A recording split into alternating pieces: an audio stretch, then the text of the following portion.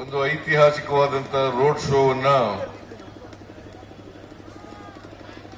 ಕಾಂಗ್ರೆಸ್ ಪಕ್ಷ ಮತ್ತು ಪುಟ್ಟಸ್ವಾಮಿ ಗೌಡರು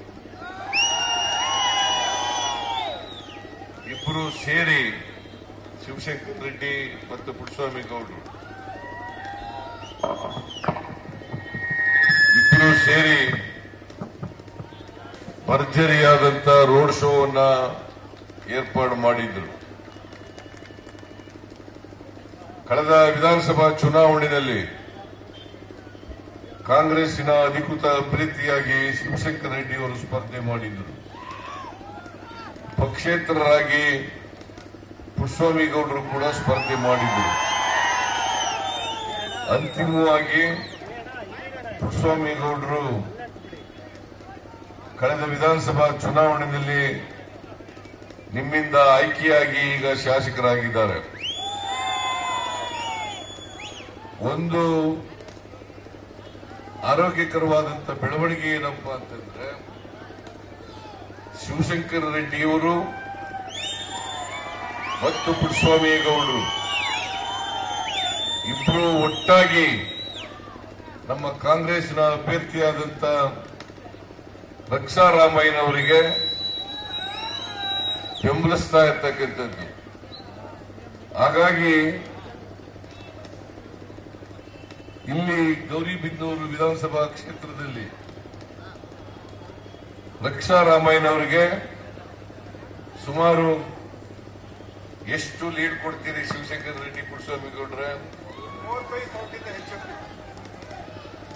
ಇವರಿಬ್ರು ಒಟ್ಟು ಸೇರಿರೋದ್ರಿಂದ ಕನಿಷ್ಠ 50,000 ಅಂತರದಲ್ಲಿ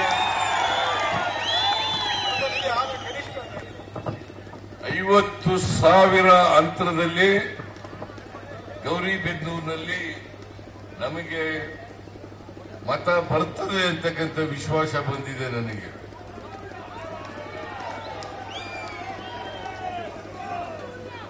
ಭಾರತೀಯ ಜನತಾ ಪಕ್ಷದ ಅಭ್ಯರ್ಥಿ ಅತ್ಯಂತ ಕಡು ಭ್ರಷ್ಟ,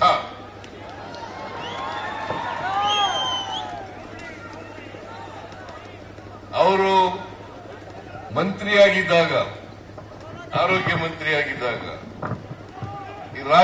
ಈ ದೇಶದಲ್ಲಿ ಕೊರೋನಾ ಬಂದಿದ್ದಂತ ಸಂದರ್ಭದಲ್ಲಿ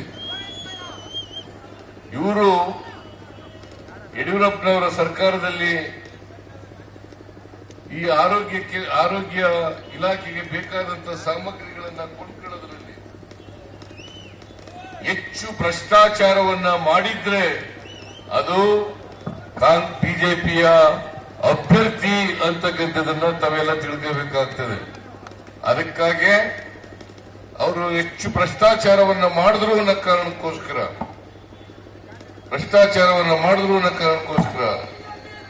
ಚಿಕ್ಕಬಳ್ಳಾಪುರ ವಿಧಾನಸಭಾ ಕ್ಷೇತ್ರದಲ್ಲಿ ಅವರನ್ನ ಮನೆಗೆ ಕಳಿಸಿದ್ದಾರೆ.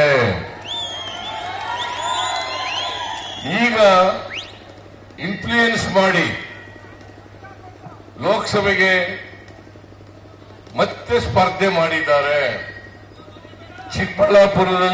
ಚಿಕ್ಕಬಳ್ಳಾಪುರ ವಿಧಾನಸಭಾ ಕ್ಷೇತ್ರದಲ್ಲಿ ತಿರಸ್ಕರಿಸಲ್ಪಟ್ಟಂತ ವ್ಯಕ್ತಿ ಇಲ್ಲಿ ಗೆಲ್ಲಬೇಕಾ? ಗೆಲ್ಲಿಸ್ತೀರಾ? ಗೆಲ್ಲಬಾರದು. ಯಾವ ಕಾರಣಕ್ಕೂ ಕೂಡ ಬಿಜೆಪಿ ಅಭ್ಯರ್ಥಿ ಗೆಲ್ಲಬಾರದು. ರಕ್ಷಾರಾಮಯ್ಯನವರು ಪಾಪ ಒಬ್ಬ ಅತ್ಯಂತ ಸರಳ ಸಂಭಾವಿತ ವ್ಯಕ್ತಿ, ಒಂದು ಶ್ರೀಮಂತ ಕುಟುಂಬದಿಂದ ಬಂದಿದ್ರೂ ಕೂಡ ಸ್ವಲ್ಪನೂ ಕೂಡ ಅಹಂ ಇಲ್ಲೇ ಇರ್ತಕ್ಕಂಥ